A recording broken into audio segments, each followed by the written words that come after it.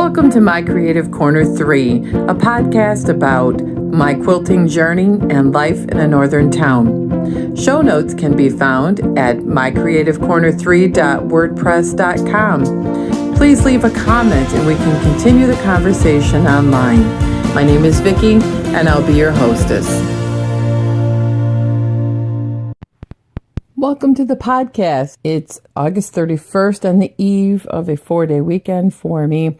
Took tomorrow off, and it is the wrapping up of our summer here in northern Michigan. It is going to be probably the biggest weekend of travel since Memorial Day. And what's really interesting is that I live 55 miles south of a 5-mile suspension bridge that connects Michigan's Upper Peninsula with the Lower Peninsula. Now, I have never ever done the traditional walk, which is over 5 miles on this bridge. Once a year, they allow people to walk across the bridge, and it's done on Labor Day. Well, this year, because of security, I guess, in the world, they've decided to close the entire bridge. And they're closing the main interstate for several hours. And the last stop is right at my town. So we are going to spend lots of the weekend visiting family.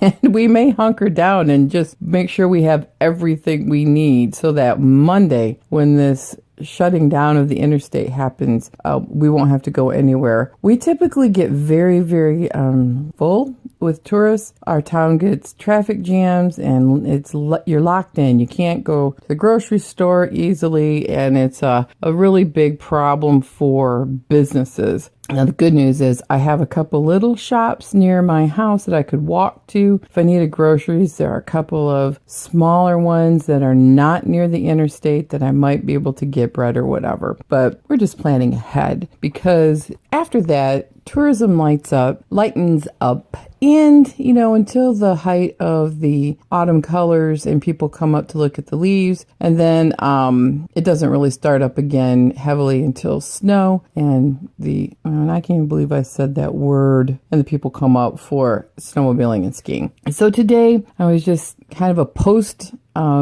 solar eclipse week was really kind of odd. I don't know. Did you guys notice that? Things just kind of went off and people were irritable, and it just was a whole week of excitement because we all had the glasses and went out in the parking lot.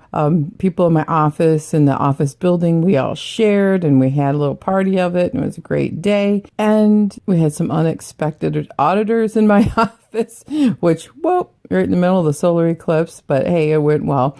And then, overall, it just kind of went, people have been just a little bit off. School is starting here after the holiday, and then I hope that everyone gets back on track. So, as promised, I wanted to discuss what trends I saw and my experience at Grand Rapids AQS.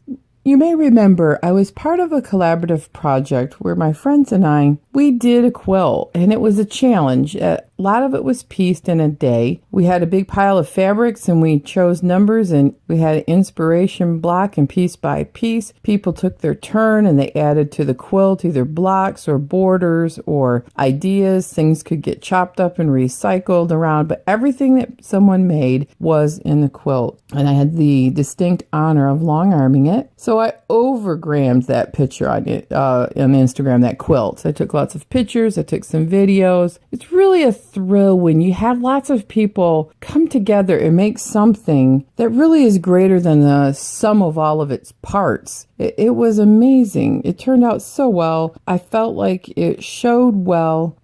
It was a black background with lots of bright colors, improvisationally pieced, improvisationally quilted in a graffiti style or collage style. I had some thoughts on how I did male and female feeling stitches throughout the zones of the quilt, and I just was very proud. It was one of those projects where I was so happy. Even though during the time of collaboration and making art, there are moments where your brain is stretched, turned inside out. You have a few little ruffles here and there because I just couldn't see where I was going with my part, and I always hate what I do before it launches off to become a full-fledged piece of art, out and launched into the world. And and it came to go together very, very well. So what was the trends in the modern category? Well, the trends were improvisationally pieced things were still there, and they looked great. But the other trend was lots and lots of improvisationally done quilting. And then there were things that were more graphic, things like lots of triangles and things that were done in oversized blocks. There still were like colorations, gradations, I think you say, ombre fabrics. But what I saw more was things that had alternate grid work and things that had a lot of wonky and improvisational stuff were still there, but more and more order was to a lot of modern quilts, like Krista Watson's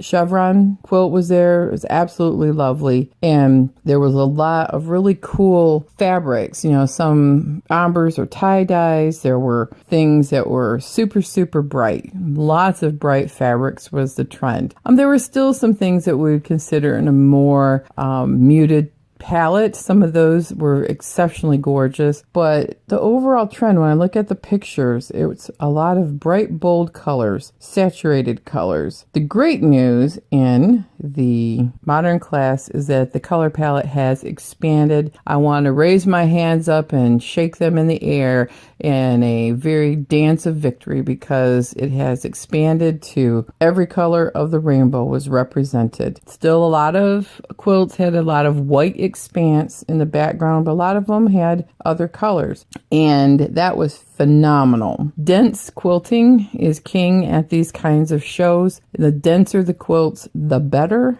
The denser the quilting, the better. And when you started migrating away from the modern category to other categories, it was still contemporary feeling quilts with bright, bold colors, a lot of world influences of shapes and colors from other countries. Some of the ideas were just phenomenal. Quilts that were also lots of quilts or triptychs I saw at into one quilt, like layered on top of each other. There was a New York Beauty quilt that was like lots of mini quilts sewn together in an art piece, as well as some triptychs. The other trend I saw was there were a couple of quilts like in QuiltCon that had no traditional binding. They were probably flipped on the end, and like they probably even sewed it as an envelope and then flipped it and then quilted it.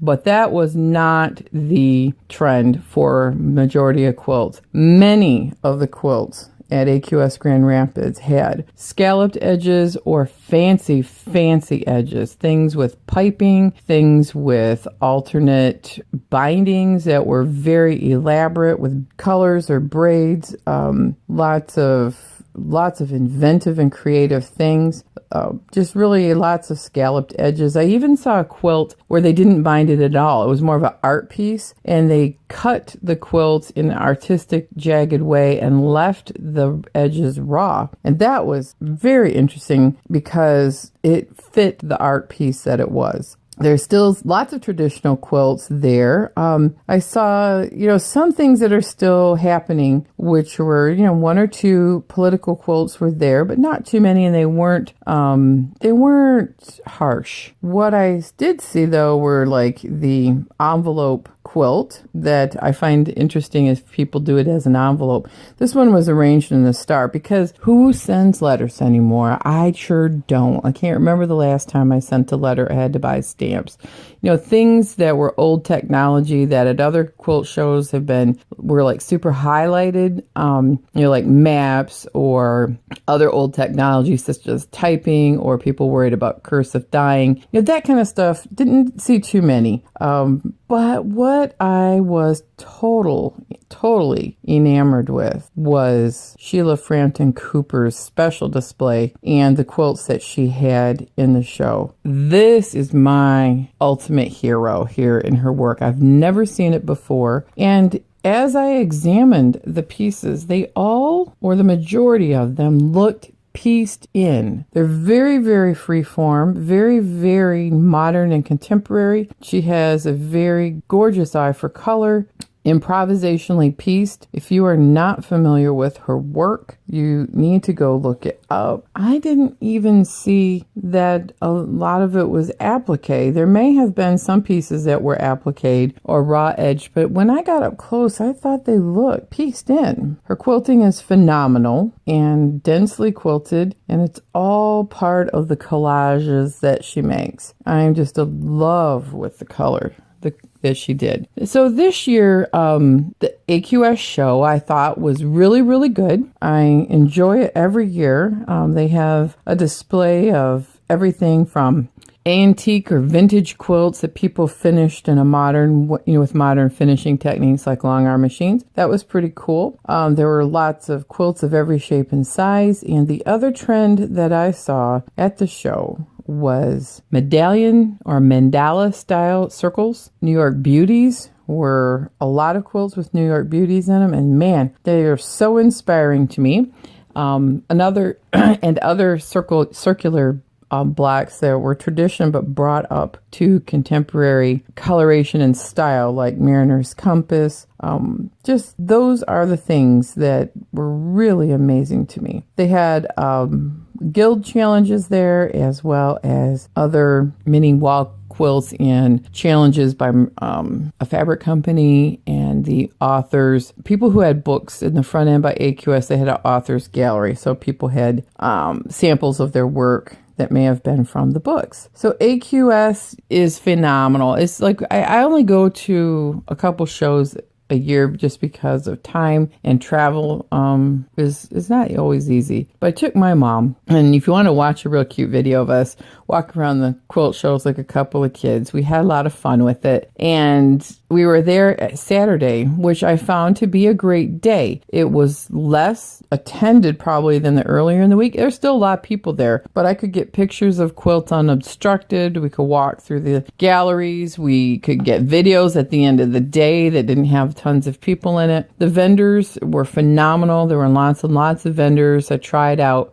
a couple of long arm machines, and I have to say I'm super impressed with the little ones, and one that Grace Company has out, the Qnique and the frame. That was a smooth machine. I love that. And the only three things that I really, really wanted to buy, one was the Petoskey stone fabric, which is our state stone, and that quilt shop was not there. So I'm going to have to go to Charlevoix, Hearts to Holly to get that. And that's easy enough. It's an hour from my house, and maybe I will do that on Labor Day. Who knows? But the other two things were I wanted to buy a tiny little long arm straight edge ruler, and I found it for $15 at the Handy Quilter stand. And it was in my price range. It was 8 inches. It was exactly what I wanted. So I will fire that up for the blog hop that's coming up. Oh, we will talk about that later too. We'll have to make the big announcement. And the other thing I wanted to buy was cherry wood hand-dyed fabric. That was my big regret from last year, is that I didn't buy it. I was being, really tight with my money. And fabric is something that, I wanted to use up. And I'm like, oh, I don't know. All of my friends came home from all the quilt shows last year. Houston,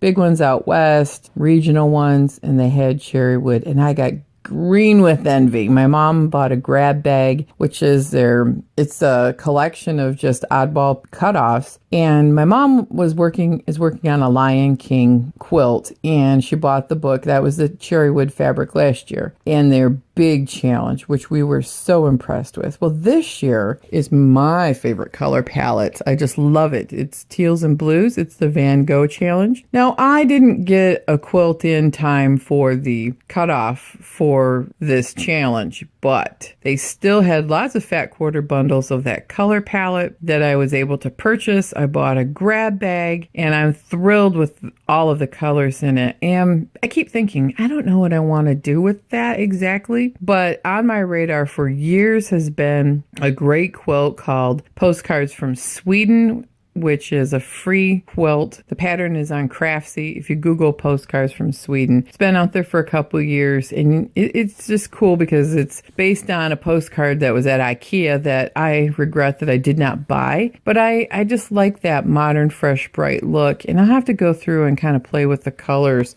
in my grab bag. So the grab bag I have has got a lot of color in it, with purples and reds and greens and yellows, and just love the saturated colors, as well as my Van Gogh, which is lots of blues and a black. I also bought Bonnie Browning's Zentangle Art to Go, and we got a Missouri Star Quilt Company. Of course, we got to stop there. Love Jenny Doan. And she had lots of different fabrics and pre-cuts, and in the bin was our gamble for the day. My mom and I like to buy grab bags at quilt shops that are, you don't know what you're getting. Well, this was grab bags of charm packs that you didn't know what you were getting. And I got a great one called Hello World. So I've been using that to make some samples of blocks that are going to be part of the blog hop. So we had a great time. I would highly recommend going to a juried in quilt show. My goal is sometime to get to MQX and someday to get to the National Quilt Show, International Quilt Show, either in Houston or in one of its rolling places. Of course, I really hope that the Quilt Show in Houston this year is going to be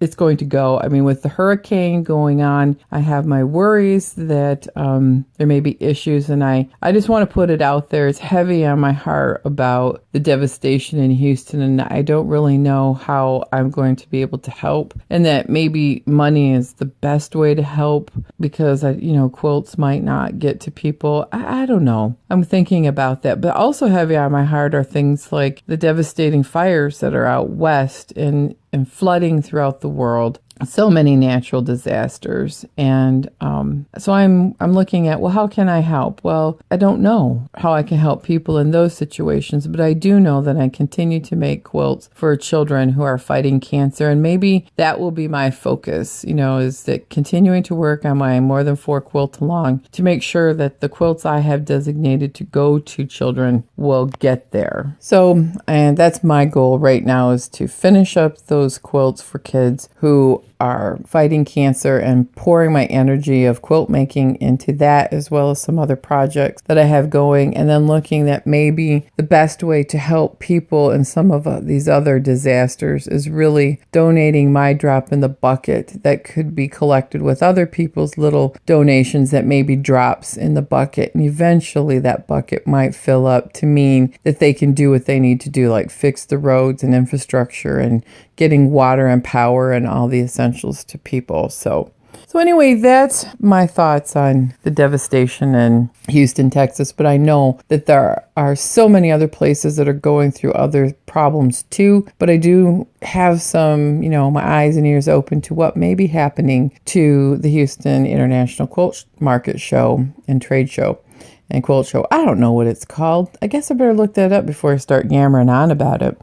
I'm pretty excited about what's happening in September, because on the 18th of September, me, Holly Ann, Kristen, and Jen is going to be part of it. Also, we're doing a blog hop reviewing Krista Watson's newest book called Peace and Quilt with Pre-Cuts. It's a fabulous book. I have an advanced copy of it. And we are all working on a quilt that Krista is going to tell us which one to make. And we are going to highlight blocks that are in this book, talk about the journey of making the quilts that we're making. And of course, there's going to be a major focus in my posts about the free motion quilting that Krista used in the book. Now, I may quilt mine differently than she did. That's the whole point, isn't it? To make a quilt your own. But I have used many of her stitches over the last month, her free motion stitches, in quilts that I have done for myself and for other customers. And, it's really good to branch out beyond what you normally do and try something different. These stitching were things that I have never tried before, and I absolutely loved how they turned out. So stay tuned for that blog hop. It'll be a 4 to 5 week hop. We're going to do lots of highlighting each week of the book. This book has quite a few quilts in it, and the quilts have been revealed out on Krista's website, but I wanted to show different blocks that I did in colorations, show you different free motion quilting stitches, because that's where I enjoy working in that part of the quilt probably the most, and just show you that these quilts don't have to be so complicated and overly complicated in the quilting to make them look very, very beautiful, fresh. She has them in modern color palettes, but you can certainly choose whatever color palette appeals to your aesthetic, and same with the quilting. So as we roll into September, it has brought to my attention that the new school year is starting, which to me starts the beginning of my new year. I really, really, really feel that September should be New Year, because your whole life as a child and then as a parent is run by the school year. And now that I still have a kid in college, so my brain still thinks September is New Year. So I'm mapping out my New Year's resolutions, my New Year plans, projects, hopes, dreams, short-term plans, long-term plans. I do this every year, and I've stuck to the plan quite well. My goal last year was to submit a couple of patterns for either publication or viewing on the internet, and that happened with Moda Bake Shop's Arrows. I've submitted a couple of manuscripts out there. So far, I haven't got any yeses, but to me, each time I do it, it's one more level of experience and understanding what I may be doing right and what also I could improve upon in sending them out. Photographed my own quilts, pictures for these covers on the Moda Bake Shop. That was a brand new experience. So I did my 100-day project last year, and I'm trying to think what else I had as goals. Mostly like things on working on being confident and not afraid of trying new things. So I tried a lot of new things, and I did my first wavy line quilt, textured quilt, straight line quilting with rulers. I really felt like I stretched myself and learned a lot last year. So this next year, I'm hoping to stretch myself further. I'm looking at ways of improving my blog, and I'm trying to figure out the best way if I decide to actually put a pattern up for sale. What would be the best way? I'm open to hearing people's ideas on what they feel is a good way. Is Etsy a good way? Is Craftsy a good way? I'm looking at my website. Can I add a little shop to it for PDF files? I don't know. I'm really not that computer savvy, but I am learning. The other thing is I'm trying to figure out the best way to organize all my pattern ideas together and polish them up, I guess. And so those are on my horizon. But I've already thought about what I want to work on this winter. Are 3 projects. One is a postcards from Sweden, possibly with cherry wood, but they may not be bright enough, so I'm not sure. I want to make one test block of a New York beauty because I was fascinated with them at the Quilt Show, and even one mini quilt, or a tiny little wall hanging type of New York beauty. It doesn't have to be a full quilt. I just want to try that and quilt it and bind it and call it good. But the other thing is, this year I want to focus more on making what Gwen Marston called little sketches, little quilts that are ideas. And I want to focus probably more on this after Christmas and through the 100-day project that the Arts Council in my town starts it at the end of January. And I know a lot of other people start their 100-day project more towards spring, but ours works better for me because it's slow winter months up here and I'm not out and about, and usually long arming slows down a little bit. But I want to keep my little sketches, 2 feet by 2 feet. And I want them to be improvisationally pieced. And I want to try some different ideas that I've been having. And I'll have to say was very inspired by Sheila Frampton Cooper's display at AQS. And I was in love with all of that. And her colors, I've always been inspired by Gwen Marston. So I'm trying to figure out a way that I can make a Vicki Holloway version of those influences with the New York Beauty and the postcards from Sweden being totally different types, but they will be little, and I might even fill up a whole wall in my house with these little quilts. It'd be nice to have a bunch of them in, maybe seasonal colors or things that could be rotated out. So those are some of the plans I have for this next year. And my New Year's personal goals are to continue on health. Losing weight and getting my labs better and all that, but it's really more about health. We are getting back to the gym multiple days a week. I'm trying to do a different approach instead of making all my exercise be in 1 hour sessions 3 days a week at the gym, of doing maybe a little bit less for a while at the gym, like 45 minutes, and then doing half-hour sessions of other types of exercise at home, trying to do something every day. The more I sit around in my job, which is at a computer, the more you feel like you're setting up like concrete. Your joints don't move, you lose flexibility, you feel weak and tired. So I'm focusing more on endurance and cardiovascular health, putting weight training aside and doing more moving my own body weight type of resistance training, kind of going back to what I did when I was a lot younger for that kind of training.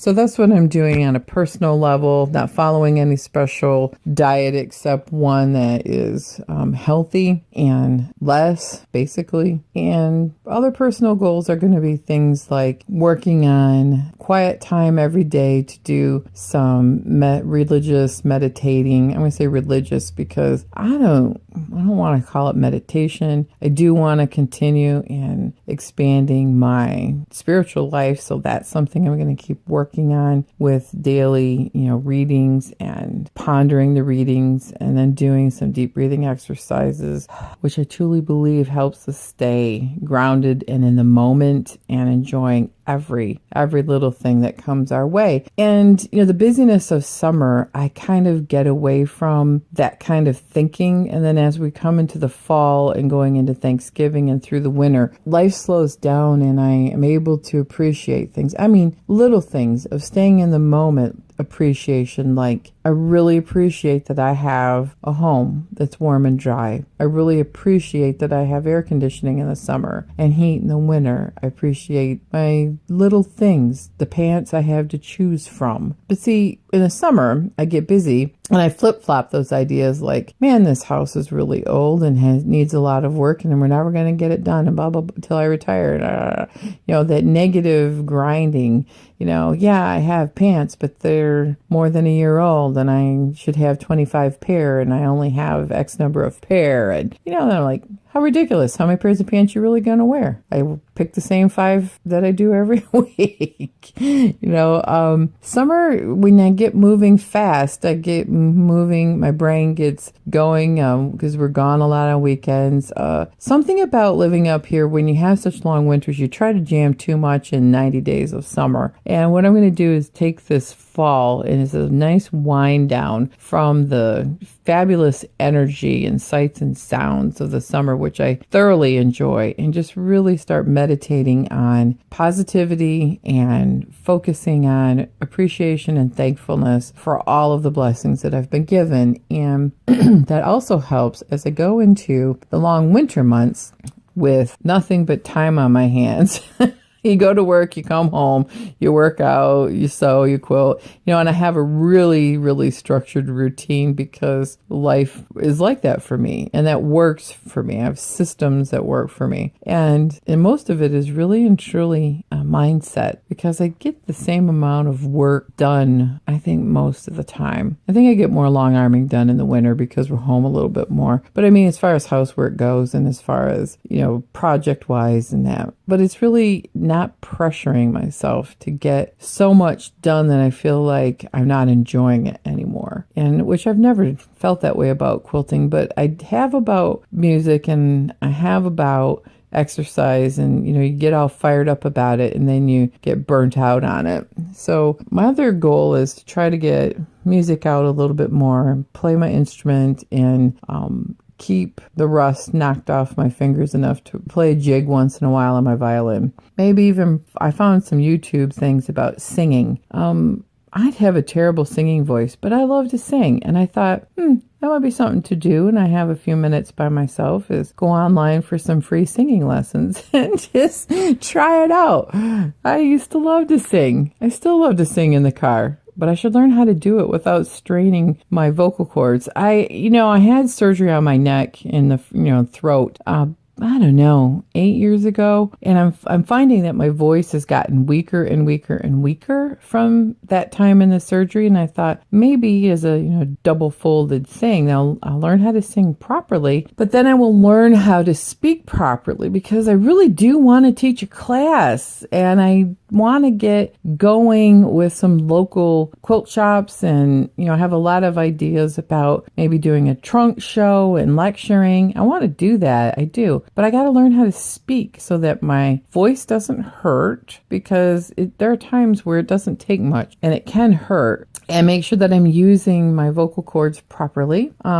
And then I'm going to learn how to sing and see if that helps keep everything strong. And those are like kind of the ideas rolling around in clouds of thought in my head. So let's end the podcast today with the thought that we all have so much to be thankful for. Let's reach out our hand to our neighbor when we can and quilt on.